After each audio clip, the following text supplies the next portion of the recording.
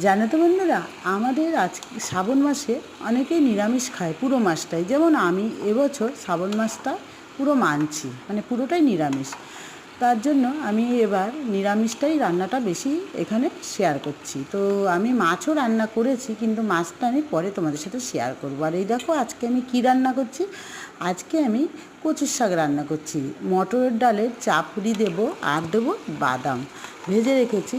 শাকগুলোকে আমি কিভাবে করলাম সব তোমাদের সাথে নেক্সট ভিডিওয়ে আমি দেখাবো। তবে এখন এই শর্টে আমি অত কিছু তো দেখাতে পারবো না, তার জন্য আমি যেটুকুনি পারলাম সেটুকুনি তোমাদের সাথে শেয়ার করলাম। তো দেখো, এটা হলো মটর ডালের চাপড়ি।